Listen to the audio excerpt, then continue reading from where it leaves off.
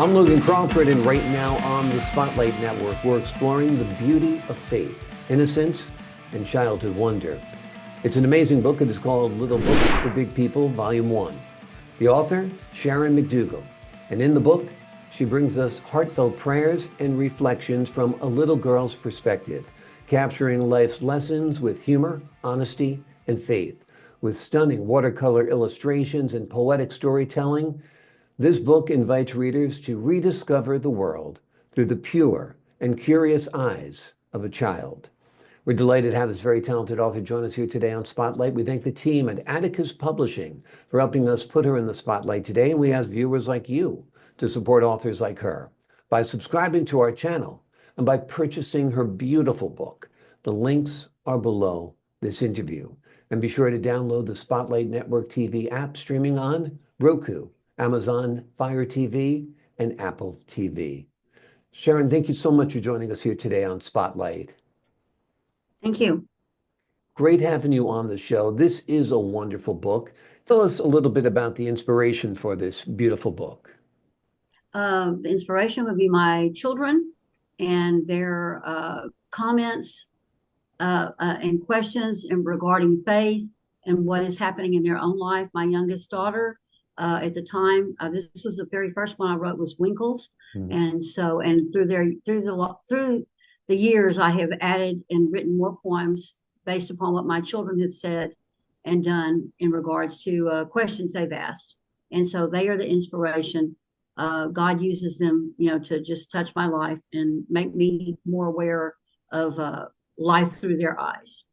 Did your daughter talk a little bit like this because you named it Winkle? Yes, she did. Yes. She didn't say R's very well, right? Right. And most children don't at the young age. And then as they get progressively older, they will start adding R's to some words, not to all of them. So you see that in the writings, that it's like, no, yes, it is. Yeah. It's kind of confusing if you're not familiar with little children. So yeah, absolutely. Who's your book for? Who's your intended audience? That would be really adults. That's why it's called Little Books for Big People. I would say maybe older teens and adults, especially for adults. And it's really great to share with your little children, to read with them and then explain what's happening. Little kids usually love to have you read to them and look at the pictures and see everything. They like to ask questions, and they can understand the humor, most of the humor. Yeah. And I think it's a great family book. Like you said, it's primarily for adults, but children would enjoy having it read to them by their parents and explaining little things, like you say, Winkles instead of wrinkles sometimes when you're a child, which I think is adorable. Tell us about the watercolors in the book. Are they your paintings? Mine, I did all the artwork in pen and ink, and then my daughter, Tegan Alderman, is art, and she decided that she could do the watercolors for me, and so I just thought that would be brighter, more attention grabbing than just pen and ink drawings. And so she put beautiful watercolors. I am not very good at drawing hands, so she kind of helped with that and helped some of the drawings themselves, but she added the watercolors. The pictures themselves, the artwork itself was my design. And then she added all the watercolors and made them just come to life. Wonderful, wonderful. And that, of course, makes it a family affair, gets your daughter working with you, and that's wonderful as well. Tell us how shape helped shape the stories in the book, how faith shaped the stories in the book. It's a little bit of a tongue twister myself, right? Yeah, okay. So how did faith shape the stories in the book? Is that what you said? Yes. Well, it's our faith in Jesus Christ and the things that he has done in our life that we see through the stories that the Bible that we teach our children and what's happening around them. We try to use object lessons whenever possible to explain it a little better. Sometimes the concepts are a little hard for children, but when you can do it with an object lesson, then they get the picture a little bit better. And so our faith in Christ is what propelled us our whole life. And so it's that's our faith in Jesus it's part Christ and parcel and of his it. love It's and just mercy for us. Yeah, wonderful, wonderful. So the little girl is a compilation of all of your children in a way? So to speak. Yeah, she was the very first one. It looks like her. She had super long hair that Mhm. we would crimp, and it just looked gorgeous. Or we put it in braids for her. And so she is the one that looked most like the little girl in Winkles.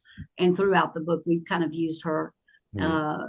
for all of them. But yeah, but they were all the things that they learned and all the concepts that they talked about, or a compilation of all of them. Wonderful, wonderful. Yeah. What do you hope readers take away from these words, these reflections that you've composed here? Well, I hope, first of all, that they understand that um, we need to see ourselves through the eyes of our children. Mhm. We need to understand that they don't quite get all the pictures right, and they need us to explain that to them. And we need to slow down and listen to them, pay attention to what they're asking, not just see them as a job that we do every day to take care of our children. That our biggest job as a parent is to teach our children the love of Jesus Christ. That is what our goal is as a parent. That should be our goal. And as we slow down and do that and teach that to them, then we understand it better for ourselves as well. And that's our goal as parents, is to instill our faith in our children. Yeah, absolutely. And it's a real gift we're giving our children when we give them the gift of faith. Yes. Why did you decide to do these reflections in poetic form? Because I started writing poetry when I was very young, probably at the age of 5. I was writing poems, and literally at that time I was kind of speaking in rhyme, and I had to make myself concentrate on not speaking in rhyme. I just love poetry, and so that was my first writing that I did, was in poetry. Later on, then I did short stories and I'm working on novels and all those things. But poems are that's where my heart is. I Yeah, just love the poems. I just love poems. wonderful. Now, this is book one. Are you envisioning other books or are there other books Yes, already? yes, we have several more in the lineup, like a book 2 and possibly a book 3. I had about 20 or so poems of this nature, so we're choosing which ones would be best to move forward, and to that we can illustrate and do with the watercolor as well. So we Are do. these stories that you created over the course of your lifetime with your children? Yes, Yeah. yes, Did you read them to your children at one point when they were younger or anything like that? yes, I did. Yeah. Yes, I did. So this must be a And great thing to have it in print that they can share their childhood stories with the world, right? well, I hope so. I hope they see it that way. Yeah. I think they do. Some of them, the daughters in particular, not too sure about the sons, but my daughters enjoy them. They enjoy reading them to their one daughter in particular, that the was the original Meredith. She reads them to her daughters, and it's really nice to do that That's and to see great. that. So, yeah. Is there a favorite passage or prayer from the book?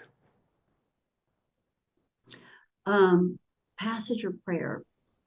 Um, I think the one I just like Winkles itself. It's the very first one. Yeah. And I can see a little child, as the parents are telling them what the Ten Commandments are, just being so confused by a parent who is so caught up in what about wrinkles, and Mhm. so and the way they look more than the Ten Commandments, of which moms and dads are telling them this is not so important. So Yeah. that one is really, it was the first one I did, so it's really special to my heart. I really also like the last one, which is Glad, where the mother has cancer, Hmm. and the little girl, as the mother is called her to play the glad game, like from Eleanor Porter's book, Pollyanna. So Hmm. she's like, let's play the glad game so we can think of reasons to be glad. And Oh, it's just joyous for her to think yeah. of, and to do that. We have not had cancer. We did not have that in our family, but we had other family members that have. And Yeah. so, and while we thought of that and all that, we wanted to share that one as well. Well, that is beautiful. It's kind of bittersweet as well of a mom being strong during Yes. a tough time. Talk to us a little bit Yes. about this. What lessons from childhood do you think we as adults often forget? Uh, that children are need to be listened listened, paid attention to, really listened to, not just glossed over. And we need to pay attention to what they're thinking and saying and begin to see life through their eyes, begin to understand what they're saying to us. Because I think as parents, we get so caught up in what we're doing of just being and doing and all the things the adult has to go through during the day that sometimes our children can become another job for us without if we're not careful.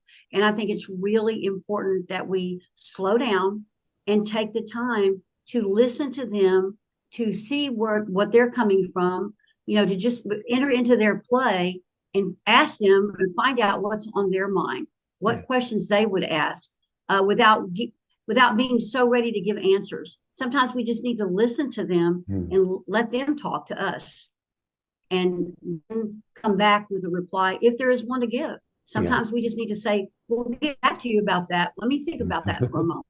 And just slow down and look at what kids are doing, what they have to say. They are a treasure trove of inspiration and wisdom. They really are. They have so much wisdom, simplicity. Their questions and their comments are simple, but they're very deep if you pay attention to them. Yeah, they have a lot of the wisdom that we've forgotten along the way, no doubt. And you can learn a Right. lot from a child. You can buoy your spirit from being around a child. They can really lift you Yes. up. And it's great being around young people. So you're blessed to have. How many grandchildren do you have? I have five grandchildren, and no, I'm sorry. I have seven now. We just had two more this a year, and I have one grandchild, one great grandchild. So Okay, yes, great. So you got a whole yeah, brood there to keep you happy and yes, we keep do. you grounded and focused and centered. That's Yes. terrific. The name of the book we've been talking about today is Little Books for Big People, Volume 1, and Volume 2 and 3 are in the works. Sharon McDougle brings us heartfelt prayers and reflections from a little girl's perspective, capturing life's lessons with humor, honesty, and faith. With stunning watercolor illustrations and poetic storytelling, this book invites readers to rediscover the world through the pure and wondrous and curious eyes of a child. Sharon, thank you so much for joining me here today on Spotlight. Thank you, Logan, for having me. I appreciate it. My pleasure. Great having you on the show. To the folks at home, I'm Logan Crawford, thanking you for your time this time. Until next time on Spotlight.